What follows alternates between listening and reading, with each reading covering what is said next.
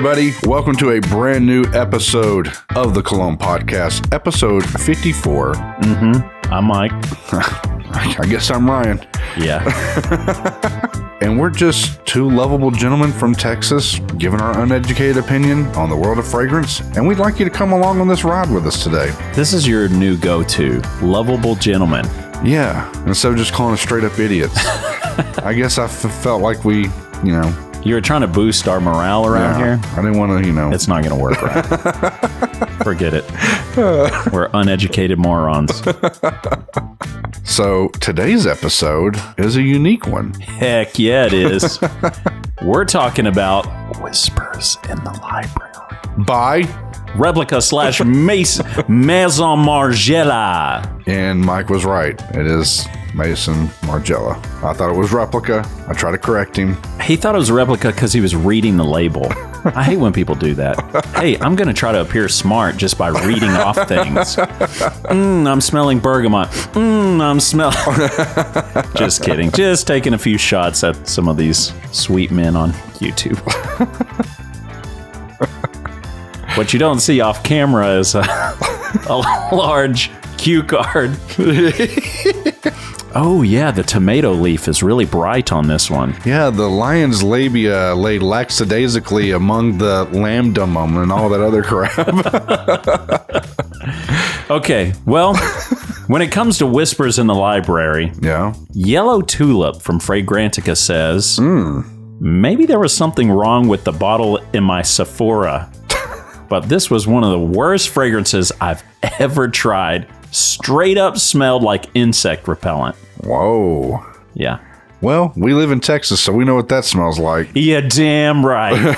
So we'll give you an honest opinion if that's true or not. Mm-hmm. But until then, let's first get into our one-night stand review of Polo Cologne Intense. Eau de Parfum. Ralph Lauren. Hit it, Todd. Yeah. One night stand review. Well, Mike, after you got out of the bed and put your golf shoes back on. My cleats. Yeah. And what do they call those pants that are poofy and made of plaid? I have no idea, but they look dumb as hell. Yeah, I hate it. It got kind of skunky. It got a little stank on it. Literally, probably after 30, 40 minutes of wearing it, it got a little skunky. It was not something that I loved from the beginning, from the get-go. It's funny. It starts off like straight out of the shower, which again, it isn't a bad smell, but if you get out of the shower, you just smell clean, There's nothing intriguing or inviting to want you to smell something different. It's just, you're clean. To be fair, Polo is the OG of that sort of a thing, so they're doing them. And I can appreciate that. But at the same time, I don't appreciate it because I don't like that fragrance.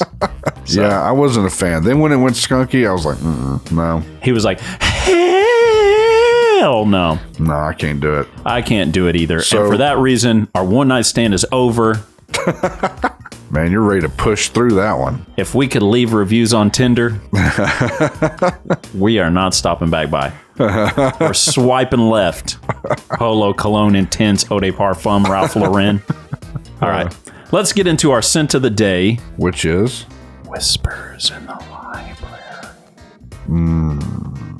It sounds sexy. It better be a sexy scent. That's all I'm going to say before you throw this thing on. I don't think it's going to have to do with sex because it would have been something like soft moaning in the library or something like that. And the only soft moaning in the library is my stomach when it starts growling. All right, hit it up, Ryan. Let me know what you think. You go first, because I went first on the last couple ones. I feel like I'm always cutting in line or something. Yeah. Let's see. I want you to be the test guinea pig. Let's see if you die first. Wow, I can already smell it. Dang. Let me get it on the tester here. You're going to like this one. Think so? I do think so. Does not smell like insect repellent. Reminds me of something. Reminds me of Dior Homme Intense. I don't know what it reminds me of, but it reminds me of something. Smells like hairspray and makeup and vanilla. Yeah, it does. It smells like vanilla scented hairspray. I agree with that. That's such a weird description, but I agree. I like it. I like it because it's interesting. Is this unisex or men or women? Does it matter at this point, Ryan? I just like to know. How is it marketed is what you're asking. Yeah. How is it marketed to men or women? The answer is, I believe it's unisex. It is for both men and women. Okay. As Max Forte would say, wear what moves you, Ryan. I don't know what to think of this right now. I'm kind of befuddled, if you will. I like it as an experience. Whenever I say that I'm liking this one, it's kind of one of those ones that it's not really so much, oh, I want to spray this on and wear it. Yeah. It's more like occasionally I just want to put a little couple wafts in the air and sniff it and enjoy it. I feel like on a woman, I would love this. If a woman wore this, I wouldn't think she was wearing a fragrance. It's interesting. Yeah.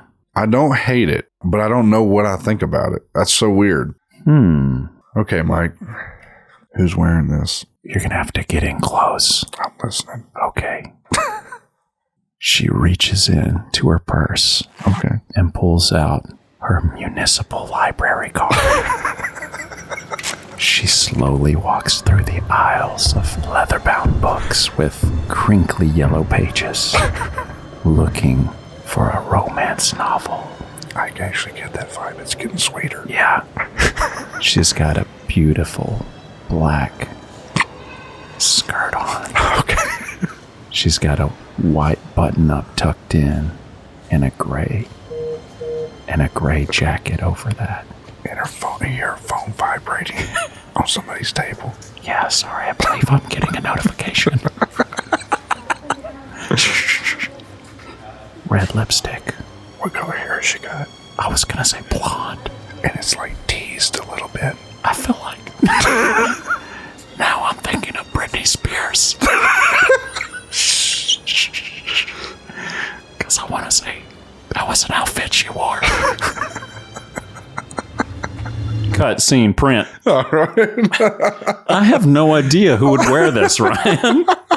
Man, the more I'm smelling it, it's kind of drying down a little bit.